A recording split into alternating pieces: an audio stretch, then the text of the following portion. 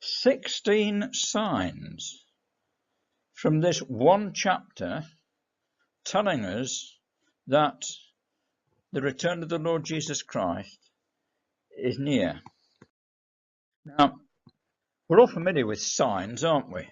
There's a sign, Land's End, 874 miles. In other words, we're at north of Scotland there. It's a long way away. Supposing we see that sign, we're almost there, just 4 miles. And the signs that we're looking at are not signs that speak about distance, but signs that speak about time. As we've said, these are signs telling us that Jesus will soon be back in the earth.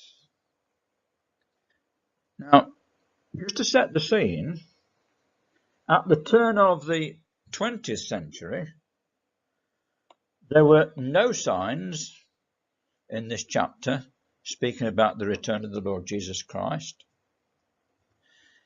If we go to the 1980s, there were about 8 signs. Now, 16 signs. And that in itself tells us, does it not, that the day is getting nearer. The signs are getting more and more. They're getting clearer. Now, just before we look at these signs, I want to show that the verses that we've just read relate to the nation of Russia. Right. 6 ways to identify this chapter speaks about the nation of Russia. We read in verse 3, didn't we? Thus saith the Lord God, behold, I am against thee, O Gog. And Gog simply means an exalted leader, a mountain, someone who is in control.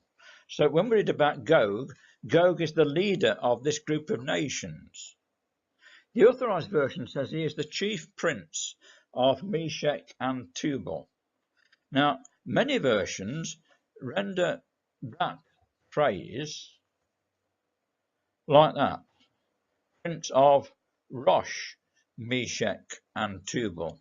We've listed about 6 or 7 versions that translate it that way.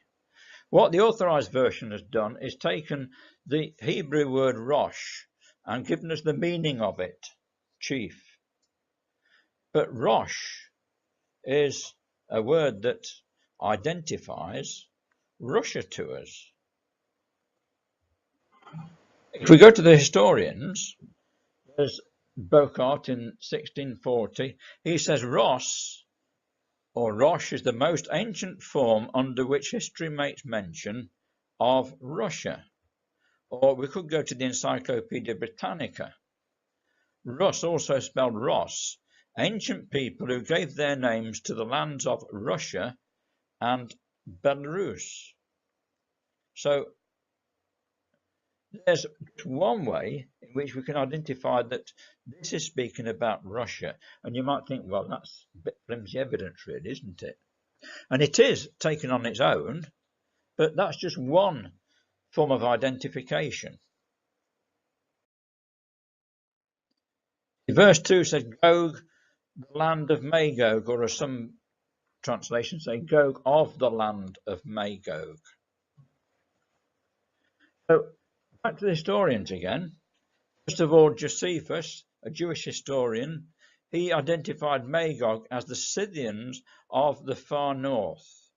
Or the Latin father Jerome, he says it speaks about Scythian nations, fierce and innumerable, who live beyond the Caucasus, and to give it its modern name, the Black Sea and near the Caspian Sea.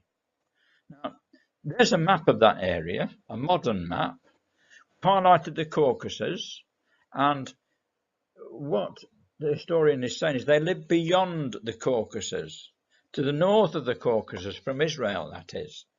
And it takes us to Russia once again, does it not? So that's just another identification. So who were these Scythians? Back to Britannica again. a nomadic people who migrated westward from Central Asia to southern Russia and Ukraine in the 8th and 7th centuries BC. And that's interesting because that was roughly about the time that Ezekiel was prophesying. He prophesied around about 600 BC. In fact, history tells us that some 60 or 70 years before Ezekiel prophesied these things, the Scythians did attack the Middle East.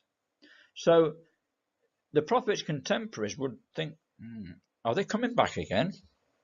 But as we shall see as we read through the prophecy, he's talking about the latter days, and we'll come to that in a moment. Now, the historian who's known as the father of history, Herodotus, he tells us that two of the rivers of Scythia, to give them their modern names again, are the Danube and the Don. And we've put them on the map there.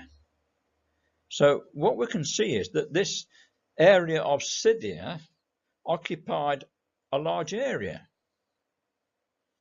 There's Magog, and we'll come back to that later on because it's quite interesting.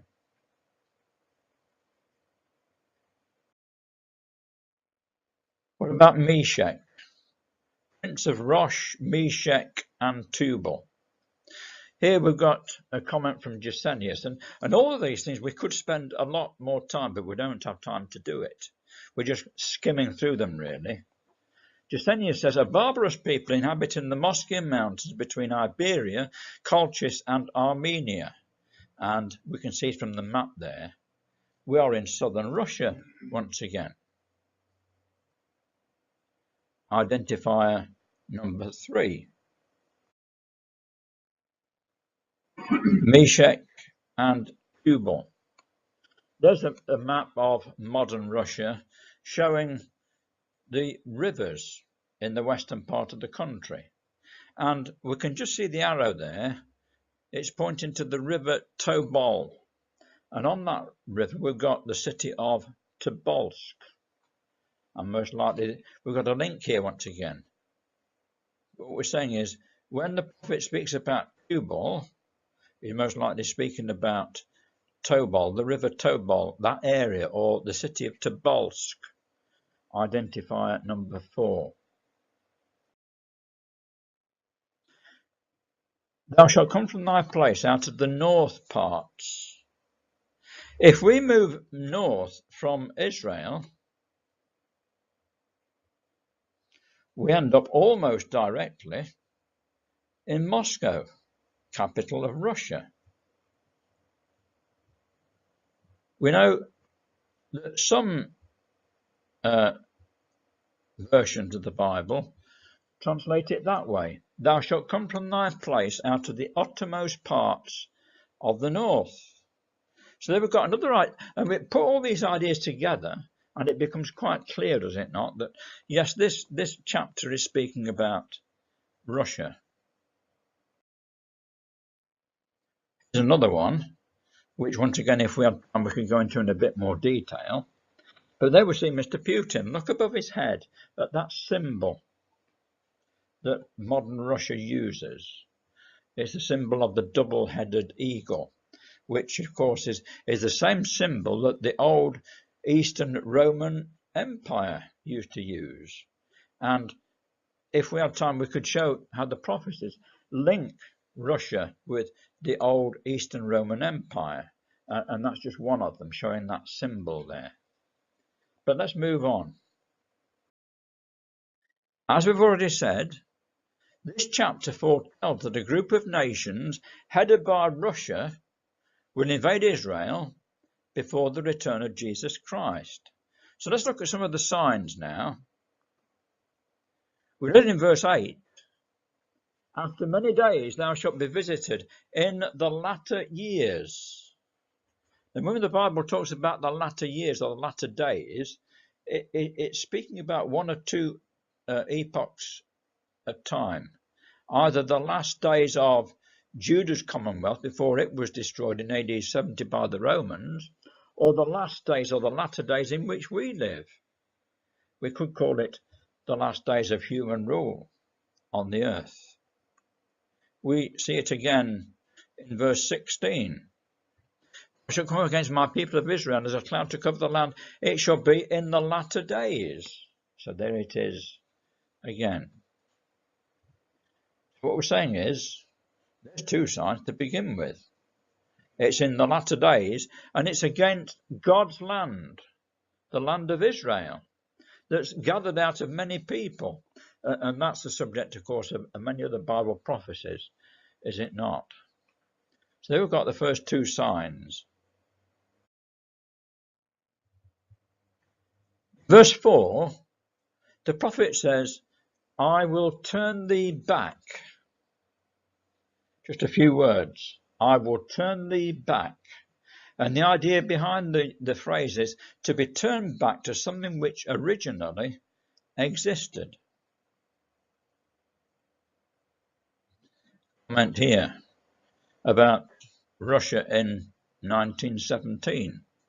The chief nation of the USSR was once considered to be among the most Christian nations in the world. Yet within less than a year after March 1917, when the last Tsar abdicated, a band of militant atheists had seized power. We read in the second paragraph there, how could the Bolsheviks, a small conspiratorial party, determined to smash the church and root out religion, take over the vast empire and turn it into the world's first atheist state? So in 1917 and thereabouts, Russia changed from being a Christian country to an atheist country. And now it's turning back. There we've got a couple of examples. We've got Mr. Putin and Kirill, who is the leader of the Eastern Orthodox Church. And there we see also Mr. Putin meeting the Pope. You see, Mr. Putin understands very well the importance of religion in controlling people and is using that to great effect. Now, this is just one way in which Russia has been turned back. There are other ways, but let's just concentrate on that one for the time being. In verse 7 it says, be thou prepared, and prepare for thyself, thou and all thy company that are assembled. Those two words, company and assembled, come from the same Hebrew word, to assemble for religious and political reasons. So we're saying, here's sign number 3. Just 4 or 5 words, and it's happened. And these signs are not signs done in a corner somewhere. They're signs that we can see amongst the nations internationally, signs for everyone to see. Now, whilst we're still in that verse, I will turn thee back and put hooks in thy jaws.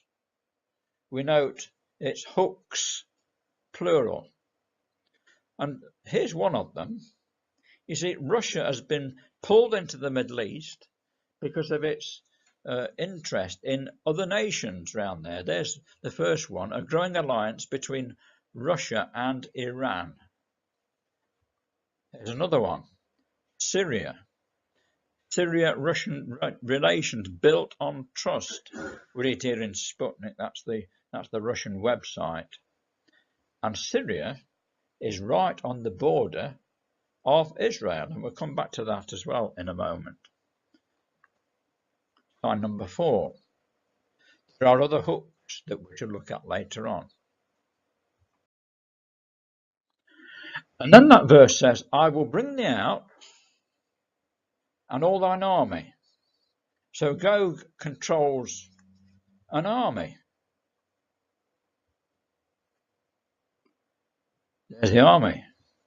Just one example. The Washington Times says, Putin encircles Turkey in a massive troop build-up. And we read about Russia's troops on many occasions, and that's just one example again. And there we read that Mr. Putin has encircled Turkey in a classic pincer movement. Troops above, troops below. And that once again is interesting in the light of Bible prophecy. Sign number 5.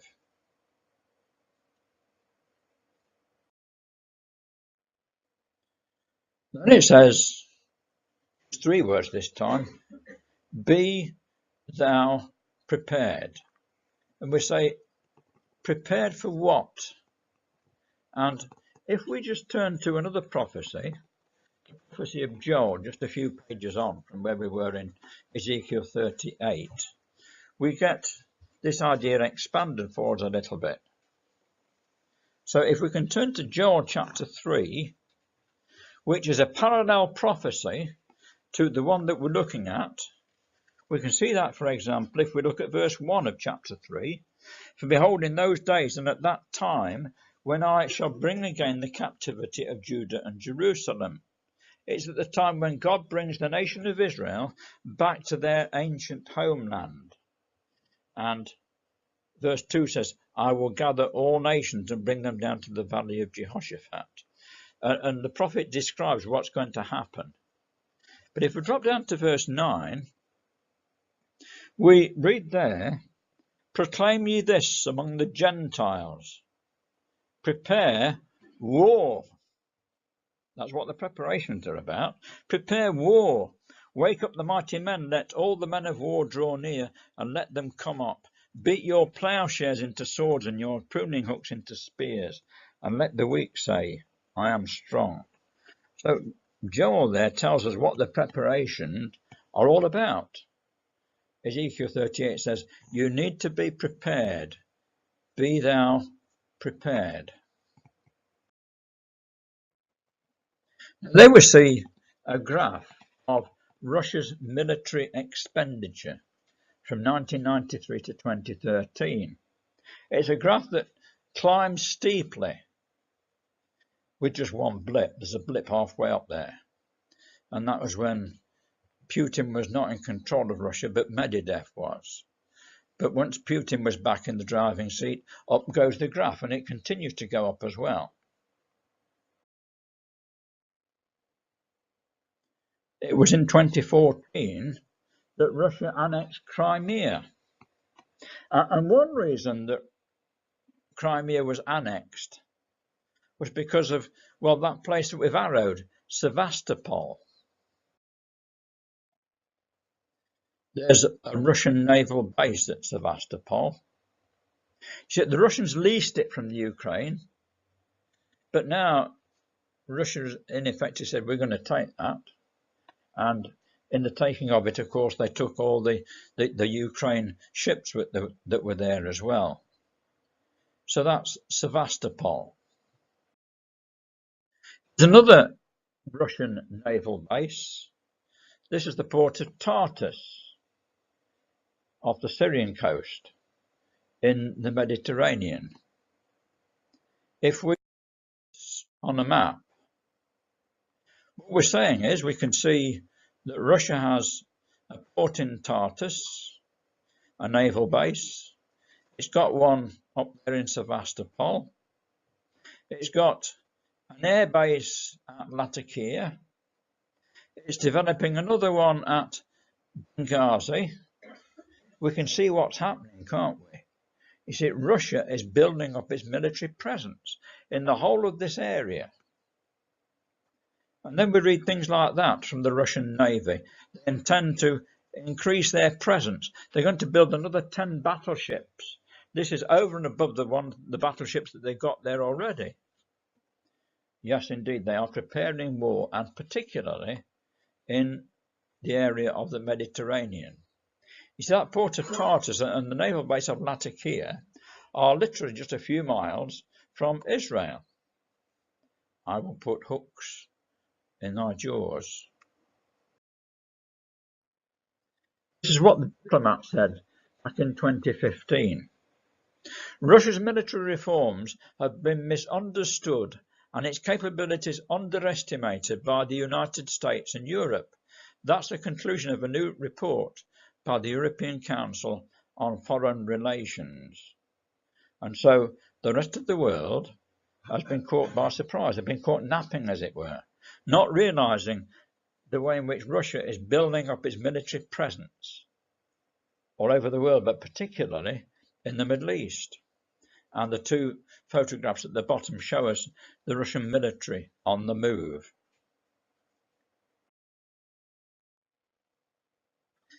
The Zebka file, just a couple of weeks ago. Russia flies 2,000 mercenary troops into Syria. And once again, this is an extra 2,000 on top of the ones that are already there. Zebka file tells us that Russia is engaging a major troop build-up. There's another one in Syria this time, in order to solidify its military control of the country. The troops are stationed at Kenitra, which is just 5 kilometers from Israel's border, just across the border. So they're almost there in Israel. Another sign here. Spiegel Online International asked the question, why has Assad turned to Moscow for help? And we can't look at the whole of the reasons, but it's because he's frightened of his enemies. And that goes without saying. The Russians tell us there, our country will always protect you.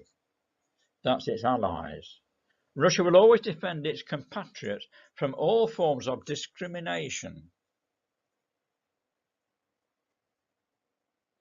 Thou, a guard, the word means a protector to them.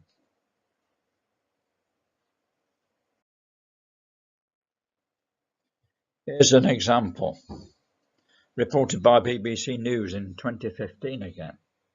No US airstrikes in Syria since Russia deployed a new S-400 system, which BBC tells us is designed to protect critical infrastructure. And that shaded area on the map is where Russia controls the whole of that area, so that if any enemy flies any aeroplane into that area, A, Russia can see it, and B, if it so decides, it will destroy it. So there we've got Russia protecting that particular area. Go on to verse 5. We've got 3 nations mentioned here, Persia, Ethiopia, and Libya. And you know, one by one, all of those countries have moved, if we can put it this way, from the Western camp into the Russian camp. There we've got the Shah of Persia, as it was called in those days, on a state visit to America. Wikipedia tells us why the Shah was overthrown. Because it was beholden to a non-Muslim Western power, namely the United States. And the Shah lost the Shia clergy of Iran's support. Back to religion again, aren't we? Particularly due to his strong modernization principles, but also his recognition of Israel. The clergy of Iran didn't like, well, they hated, and they still do, they hate Israel. And so Persia has moved, as we've said, from the Western camp into the Russian camp. Sign number 8.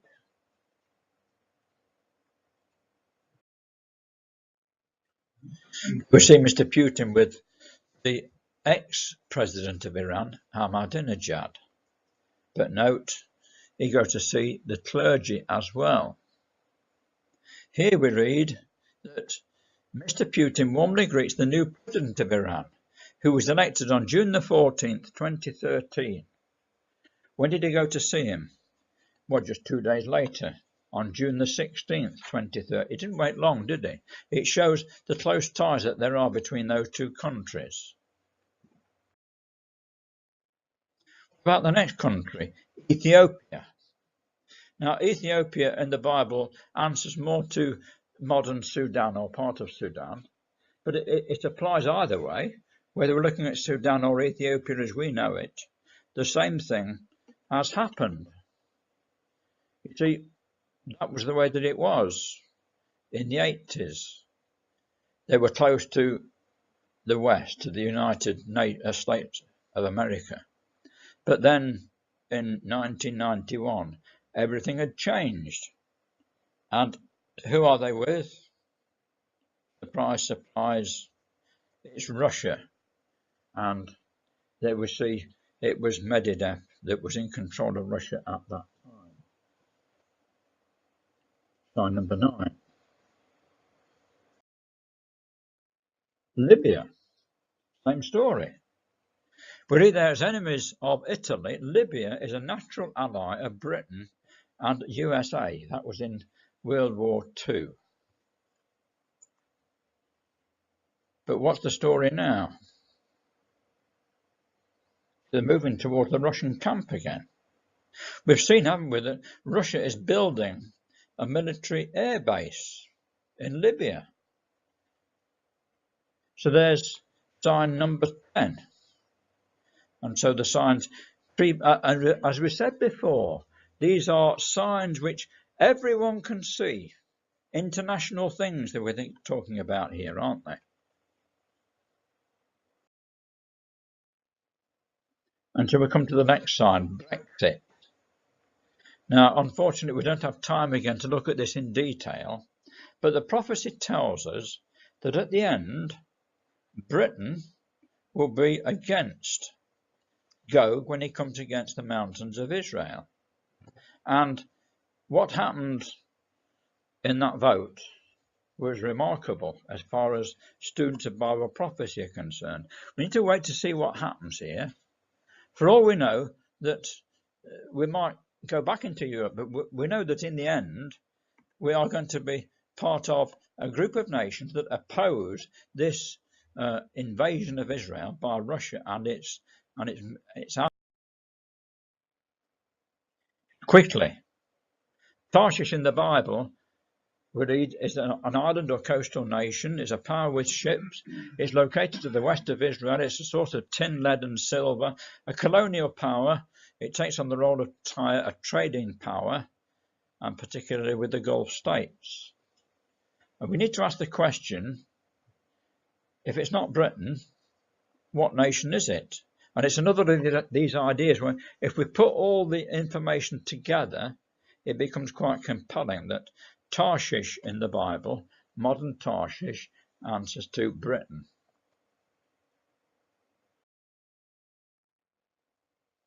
Back to that map that we looked at before.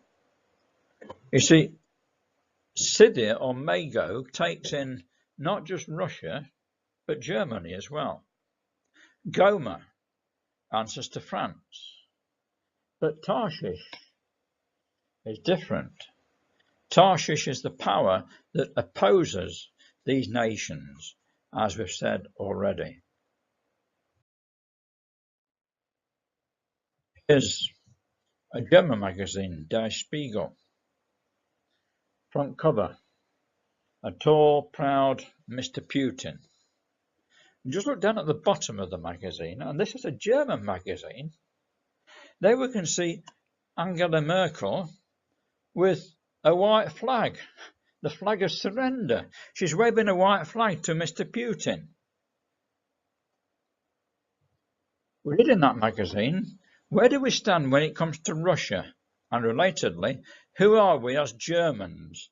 With the threat of a new East-West conflict, this question has regained prominence in Germany and may ultimately force us to reposition ourselves.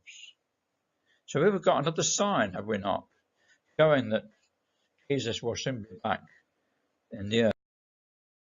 We read here that the German Chancellor Angela Merkel supports deeper economic cooperation with Russia, and she wants to get closer to Russia step by step.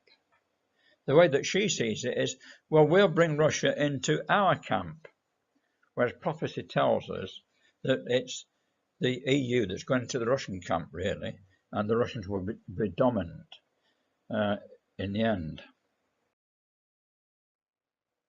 Let's move to the Middle East. I'm back to the Middle East now. And this is the BBC saying, speaking about a gulf which is opening up between Saudi Arabia and Iran, two big players in the Middle East. And they say, could open conflict now be one step closer between the two big regional powers in the Gulf? And there's the verse, Sheba and Dedan and the merchants of Tarshish. So the merchants of Tarshish are with Sheba and Dedan, which speak of nations in the Gulf, really, in the Gulf area.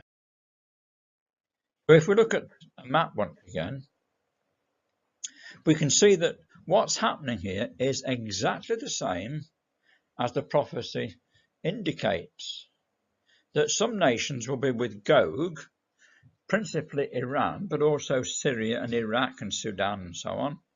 But others will be with the merchants of Tarshish. And that is exactly what is happening.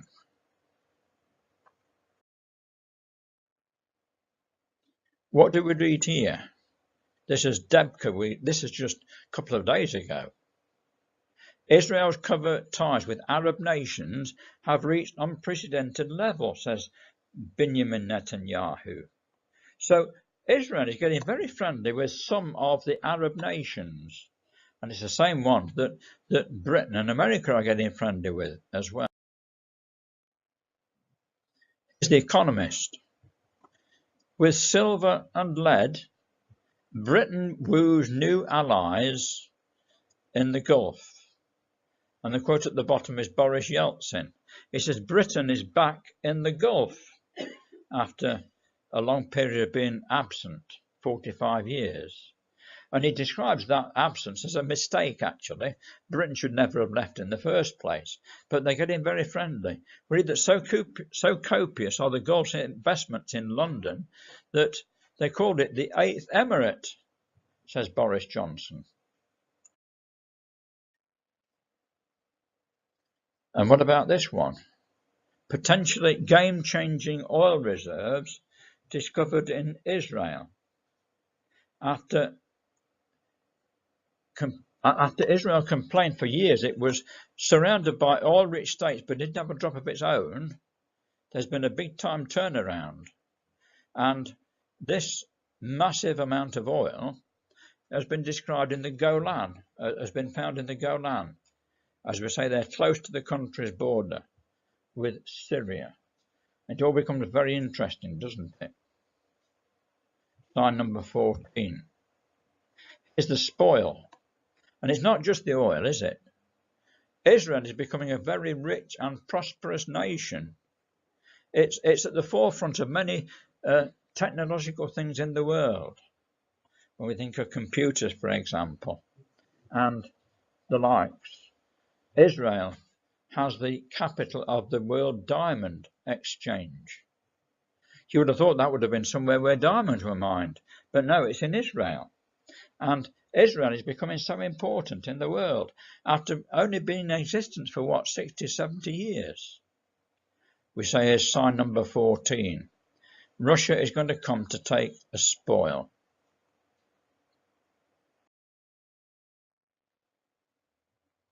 Back to Mr. Putin again. This is the Washington Times reporting again. It says the Russian economy is in shambles and is expected to shrink again in the coming year.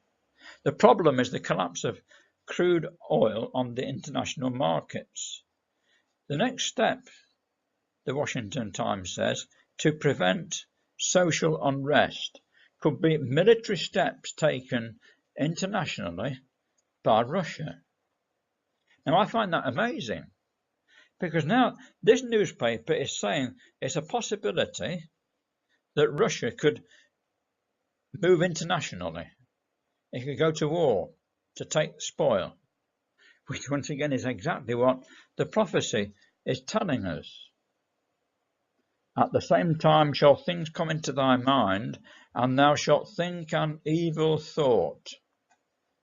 And we say, well, is this another sign coming into focus? I've not numbered this amongst the 16. Possibly this is number 17. We need to see what happens here. But that's what the prophecy tells us. And this is what the Washington Times says, is a possibility. Mr. Putin has got this problem on his doorstep. He's got to find money from somewhere. And how will he do it? By taking spoil. This is a comment by John Thomas back in 1848. He said, politicians speculate as though money were omnipotent, and we hear financial reformers predicting the inactivity of Russia and Austria for want of funds. Where did the barbarians procure funds for the overthrow of the Western Empire in the 5th and 6th centuries? Did they not support themselves by spoil? He says, let the Russian treasury be as empty as it's said to be, and its expenditure exceed its revenue by double the national deficit, it will operate as a pressure from within. And we believe that this is what will happen. It will operate as a pressure from within to force Russia eventually, whether it's Mr. Putin or his successor, we don't know, but to, as John Thomas says here, enter into the countries and to overflow and pass over and wreck himself with the spoil of those he is destined to subdue. Just quoting there from Daniel chapter 11. Here's another interesting move. Russia and Israel have diplomatic and military ties as well. And we see in the picture there Mr. Putin and Mr. Netanyahu in discussion in Jerusalem, and not for the first time either. The prophecy says, thou shalt go and say, go to those that are at rest, that dwell safely. And we say, is this why Israel dwells safely? They've got the big boy on their side, or at least they think they've got the big boy on their side. They've got Russia. They're developing ties with Russia. And it's not just political. We've got a military cooperation deal. We don't have time to read all that, but the Russians are saying we can learn from the Israelis. They fought a lot of wars in the last few years and won them all. What they don't realise, of course, is that the God of Israel was with them. But there we see another sign, as it were, how that we've got these links between Russia and Israel, making Israel to think that they are safe. It's all human thinking, isn't it? And we know what the prophecy says ultimately.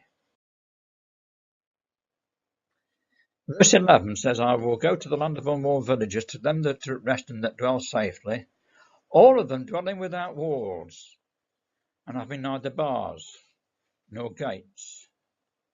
And we say, this is not a sign yet, is it? It's led some to say, well, Jesus is not going to come back yet. But we need to be very careful. As we say, this could well happen after the saints have been taken away for judgment. And the prophecy of Zechariah tells us that when Jesus does rescue Israel, the saints will be with him. So we don't need to wait for that to happen, in other words. Slide number 16, the last one. And if we can turn back to Ezekiel chapter 38.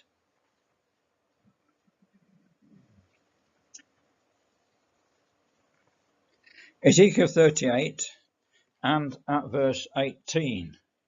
We read there, it shall come to pass at the same time when Gog shall come against the land of Israel, saith the Lord God, that my fury shall come up in my face. For in my jealousy and in the fire of my wrath have I spoken. Surely in that day there shall be a great shaking in the land of Israel. And so Ezekiel goes on to describe a massive earthquake that will take place at this time. We read here that there's been about half a dozen major earthquakes in Jerusalem over the last 1,000 years, and that some Israeli scientists are saying there's another one likely within the next 50 years. Now, the Israeli government are taking this quite seriously. We read there, if a quake hits between 8 a.m. and 1 p.m., a whole generation would be lost because they've discovered that all the primary schools are built on a fault line. Bit of a mistake, really, isn't it? But they're very worried about it. The mayor of Tiberias says, we are living on borrowed time. It could happen at any second. So here we've got Ezekiel, and also we've got other prophecies which speak about a massive earthquake that will take place at this time. And now we see that this is indeed a possibility. We say, well, there's sign number 16. And it's not just Israel. There we've got a map showing all the major fault lines in the world. And one of them we know runs up the middle of Israel, up the Jordan Valley. All men shall shake at my presence, Ezekiel says. We read this in Revelation. I come as a thief, says, I come as a thief. Blessed is he that watches and keeps his garments, lest he walk naked and they see his shame. And he gathered them together into a place called in the Hebrew tongue, Armageddon. And just 2 verses later on, we read that. There were voices and thunders and lightnings and a great earthquake, such as was not since men were on the face of the earth. So mighty an earthquake and so great, the biggest earthquake that's ever been known in the history of the world. And that earthquake, I believe, will be physical, it will be political, and it will be religious. This is the return of the Lord Jesus Christ to establish God's kingdom on the earth. Why are the nations gathered? Well, the prophecy tells us. Thus, this is the last verse of Ezekiel 38. Thus will I magnify myself and sanctify myself. I will be known in the eyes of many nations, says God, and they shall know that I am the Lord. And that's the end result of what we're reading in this chapter. Isaiah puts it this way. When thy judgments are in the earth, inhabitants of the world will learn righteousness. You can't show favour to the wicked because he won't learn righteousness. And we know that that is true, do we not? It's only when God's judgments are in the earth. And those judgments are necessary to bring the nations to their senses, as it were. And it's Ezekiel that tells us once again, the work of righteousness shall be peace, and the effect of righteousness, quietness and assurance forever. So, just in conclusion, how can we survive the horrors of Armageddon? Jesus said, be ready. The Son of Man comes at an hour when you think not. He says in Revelation, I come as a thief. I'm going to come suddenly, says Jesus. We need to be ready, don't we? We need to watch. And what do we need to watch? We need to take heed to these warnings. We need to keep our eye on what's happening in the world. But not just that. We need to be aware of God's point of view at all times. And we need to separate ourselves from those things which are not pleasing to God. Because as appointed a day, in the which he will judge the world in righteousness by that man whom he hath ordained. And he's given assurance to all men in that he's raised Jesus from the dead. May it be that when Jesus does appear in power and in glory, we may all be ready to welcome Jesus when he comes back. We might be watching and waiting so that when he does come back, we can be with him in that glorious kingdom. Thank you for listening.